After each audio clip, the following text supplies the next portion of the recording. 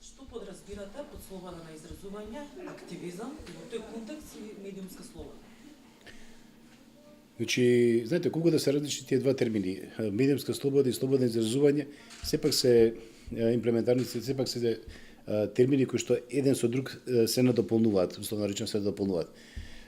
Убаво е да има медиумска слобода, убаво е да постои слобода на говор, слобода на мислење, меѓутоа, оно што мене ме загрижува, сериозно ме загрижува, последните неколку години таа медиумска слобода премина во некои па да не речам навредливи работи, термини, не знам како би ги нарекол едноставно, буквално се изместија работиве. Знаете, комплетно се изместени работи во смисла на тоа што некој смета дека ако каже вулгаризам дека и тоа е право на слободен изразување. Не, напротив, тоа е некултурен однос, тоа е нецивилизиран однос и сметам дека треба да се регулираат тие работи. Едноставно се знае што е слобода на мислење, што е слобода на говор, што е слобода на медиум, меѓутоа не и навреди и клевети или не дај Боже нешто посериозно за што и кривично се одговара. Како се вклопува активизмот тука? Што подразбирате под него всушност? Па мислам дека треба многу пожестоко се нагази во таа насока. Не само од невладините организации, не само од медиумите, напротив, мислам дека тука треба да преземе нешто и самата власт.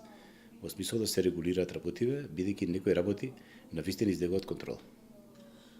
Како вие можете, како новинар, пред се како медиумски работник, да придонесете и за да го промовирате и да му даете значење на она што вистински представува медиумската слобода и слободата на изразување? Па не знаете што, мислам дека како поединци тешко дека може да направиме тоа, меѓутоа се уште имаме ние формални и неформални канали за да може да се влие во таа насока. Затоа се и новинарските друженија и мислам дека може на некој начин да се отвори дебата и наставно да се договориме, условно речено да се договориме, да кажеме што е слобода на изразување, а што е нешто што не треба да се спомене воопшто во било кој медиум. Значи мора да постои јасна и резка граница.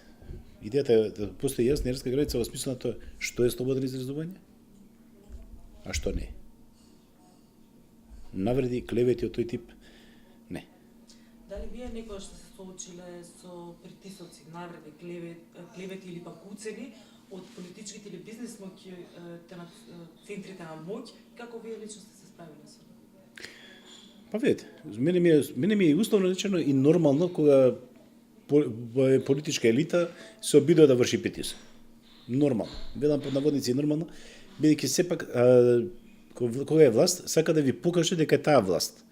Мито ваше лично право дали ќе се согласите со нивните намери или нема согласие или ќе пружите отпор.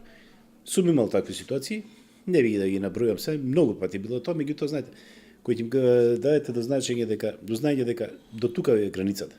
И дека се понатаму е прегазувањето црвена линија и тие сваќаат дека треба да се запре. Проблемот кај нас во измина 90-ти години што многу новинари подклекна, многу новинари влегоа во некои клиентелистички приказки, завршија така како што завршија. Меѓутоа тоа е тоа, сега лично право на секој да решава за својата судбина. Јас никогаш нема се согласам на таква варијанта. Не ми е проблем да браниме штитиме, не ми е проблем да не злоупотребиме таа медиумска слобода. А како тргнале работиве, одиме во таа насока, за жал. Значи убаво е да постои медиумска слобода. Меѓутоа треба да ги исцртаме точно контурите од каде до каде. Да не помине повторно ги речеме на црвена линија, на добриот вкус, па да отидеме во други насоки кои што навистина немаат врска со нити слобода на изразување, нити слобода на медиуми.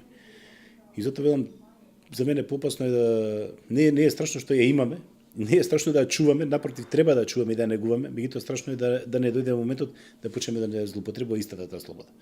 Или ние да почнеме да злоупотребуваме.